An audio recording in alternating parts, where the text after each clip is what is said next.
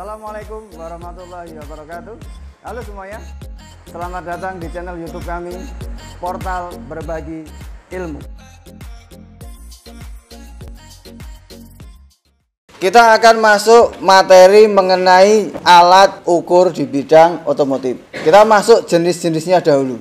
Jenis alat ukur yang digunakan di bidang otomotif itu apa saja? Nah, sebetulnya alat ukur itu untuk apa sih? Di bidang otomotif, alat ukur itu digunakan untuk memeriksa, mengukur, dan memastikan kondisi kendaraan.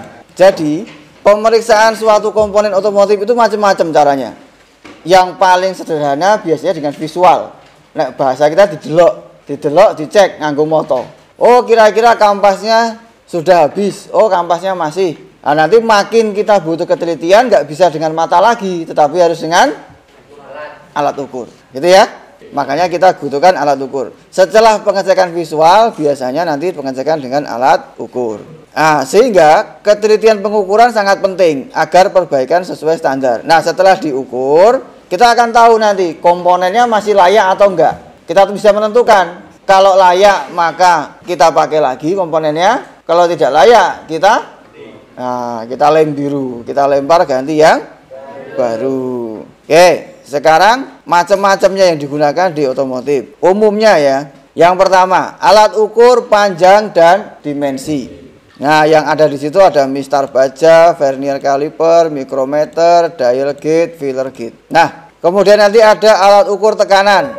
Jadi kalau tadi kan jarak yang diukur, ya bisa panjang, bisa lebar gitu ya, dimensi pokoknya. Kalau ini yang diukur adalah tekanan. Ada tire pressure gauge untuk mengukur tekanan bar, compression tester untuk mengukur tekanan kompresi, vacuum gauge untuk mengukur kevakuman, fuel pressure gauge untuk mengukur tekanan bahan bakar, ada oil pressure gauge untuk mengukur tekanan oli. Semuanya ini alat ukur tekanan. Ini semuanya ada di bidang otomotif. Kemudian nanti ada alat ukur suhu. Nah, termometer baik yang infrared ataupun yang langsung kontak termometernya. Kita nanti akan mengukur misalkan cairan pendingin dan lain sebagainya, suhunya. Ada alat ukur elektronik. Nah, ini hati-hati nih kalau sudah masuk ke sini. Nanti bisa jadi kalian merusakkan alat kalau tidak hati-hati. Sama ding yang atas ini juga sama ya. Alat ukur panjang ini pun kalau sudah masuk ke vernier, mikro ini kalau nggak hati-hati ya bisa rusak semua itu. Apalagi di sini. Ada multimeter, klimeter, baterai tester, osiloskop, scanner. Yang paling umum nanti yang pakai adalah multimeter ini. Itu kalau salah pakai juga langsung rusak. Kemudian nanti ada alat ukur yang khusus di bidang otomotif. Misalkan torque wrench. Torque wrench itu apa?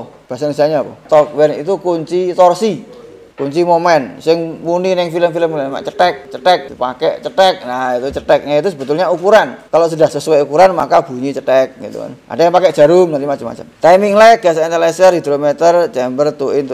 Ini yang dipakai untuk spuring.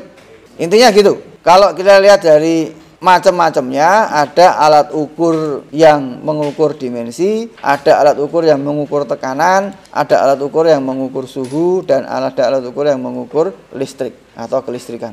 Dan ini alat-alat ukur khusus di bidang otomotif. Oke, kira-kira begitu macam-macam alat ukur di bidang otomotif. Jadi sebetulnya setiap alat ukur itu mempunyai fungsi khusus. Makanya kalau di bengkel ya pasti akan banyak alat ukurnya, banyak macamnya, banyak bentuknya karena fungsinya khusus beda-beda.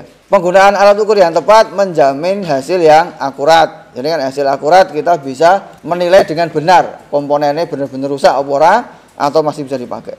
Nah, sehingga intinya bahwa pemahaman alat ukur ini penting bagi seorang mekanik otomotif.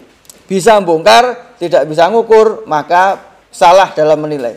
Bongkar bisa bongkar piston, tapi nggak tahu caranya ngukur piston, maka kalian tidak tahu menilai apakah pistonnya masih bagus atau tidak. Silindernya diukur, kalau nggak bisa ngukur, nggak tahu masih bagus atau tidak.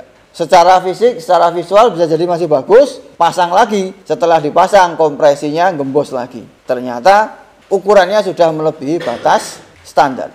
Nah, untuk mengetahui itu maka kalian perlu bisa membaca alat ukur dengan tepat. Untuk jenis-jenis alat ukur sudah selesai.